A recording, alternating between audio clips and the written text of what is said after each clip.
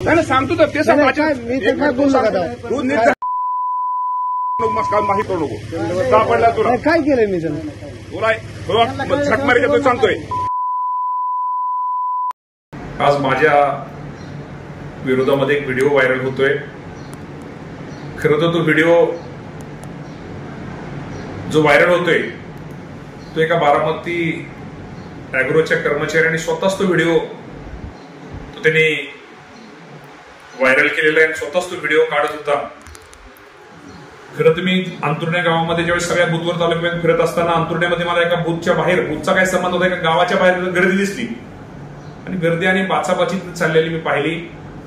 मी तिथं थांबलो आणि तिथं गेलो आणि गेल्यानंतर तिथं पैशाचं वाटप होतंय आणि मुलांना नोकरीचं आमिष दाखवलं जातंय असं तिथं हा विषय चाललेला होता।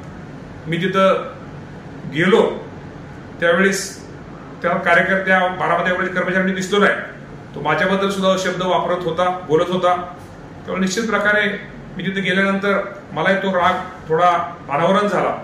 राग अनावरण मी त्याला विचारलं आणि लोक, मी जर तिथे गेलो नसतो तर निश्चित प्रकारे त्या कर्मचाऱ्याच्या अंगावरती अख्ख्या गावातली सगळी लोक, तो व्हिडिओ नीट पहा, लोक सगळी त्याच्या अंगावर गेली होती।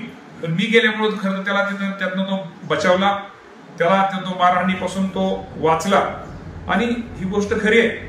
मी त्या व्हिडिओमध्ये जे नंतर माझ्याबद्दल मी एवढा असून तो आमिष दाखवतोय, मतदारांना पैसे वाटप करतोय, माझ्याबद्दल थोडं चुकीचं बोलतोय, ह्यानंतर माझा राग आल्यानंतर मी काम करणारा माणूस आहे।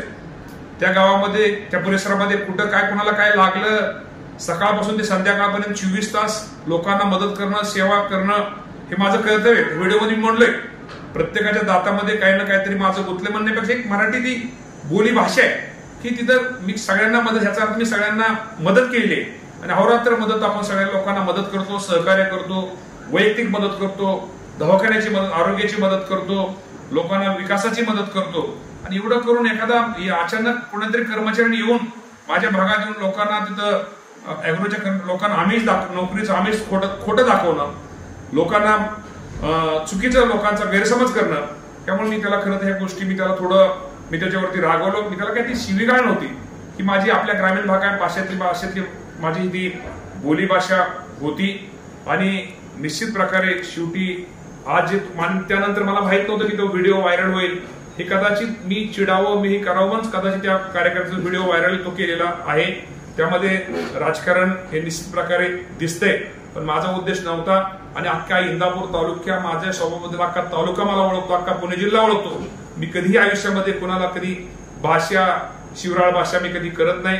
मी कधीही पोलीस स्टेशनला कधी माझ्यावरती कुठला गुन्हा दाखल नाही, मी कधीही कोर्टाची पायरी चढलेलो नाही। त्यामुळं निश्चित प्रकारे माझ्यावरती जो त्यांनी आरोप केलेले आहेत ते आरोप हे बिनबुडीचे आहेत।